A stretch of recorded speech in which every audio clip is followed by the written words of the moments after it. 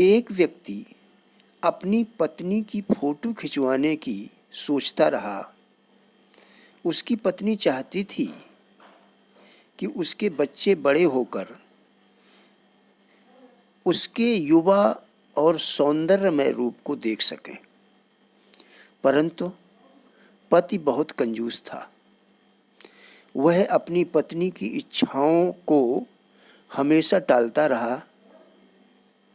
अंत में जब उस इच्छा को पूरा करना पड़ा तब उसके पास पैसा तो था, परंतु वह स्त्री उतनी सुंदर न रह गई थी।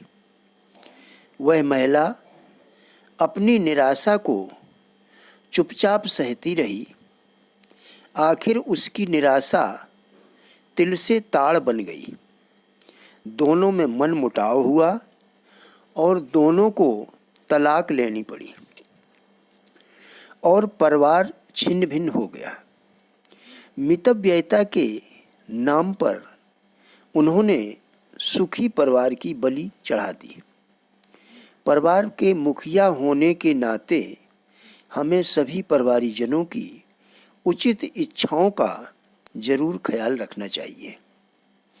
आप इसे इस प्रकार से भी समझ सकते हैं। किसी जहाज अथवा अन्य मशीनों के इंजीनियर लुब्रिकेटिंग तेल यानी मोबिल ऑयल की बचत करने के लिए इंजनों को रूखा सूखा चलाएं तो वे मशीनें क्या लंबे समय तक चल पाएंगी? वह तो समय से पूर्व ही बेकार हो जाएंगी। एक करोड़पति मनुष्य अपने पढ़ने लिखने के कमरे से जितनी बार बाहर निकलता था उतनी बार वह बत्ती बुझा देता था, जबकि दूसरा करोड़पति अपने कमरे में इतना तेज प्रकाश रखता था कि दिन जैसा प्रतीत होता था। उसने एक बार हंसी में पूछा कि इतना तेज प्रकाश क्यों करते हो?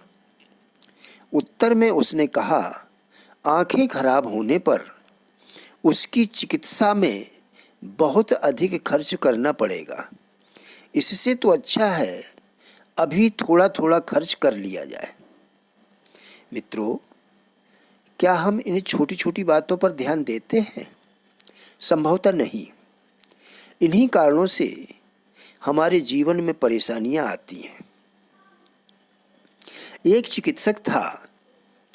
उसके एक अन्य चिकित्सक साथी ने उसे बताया कि रक्त में विष फैलने से उसकी मृत्यु होगी। एक दिन उस चिकित्सक ने अपनी पत्नी तथा परिवार के सदस्यों को बुलाया और वसीयत लिख दी।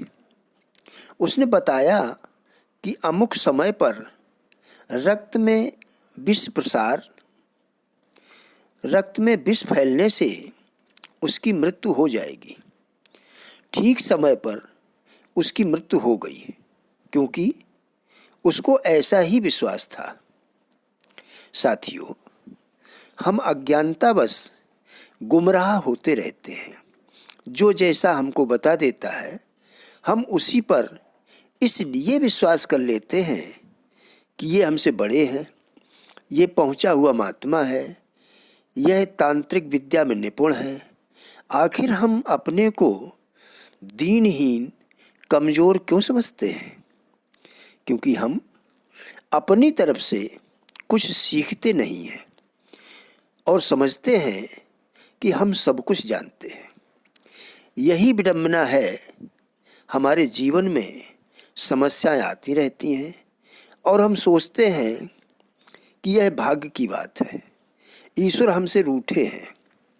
कृपया इस लेख को ध्यान से सुनें और देखें क्या आपके लिए उपयोगी है।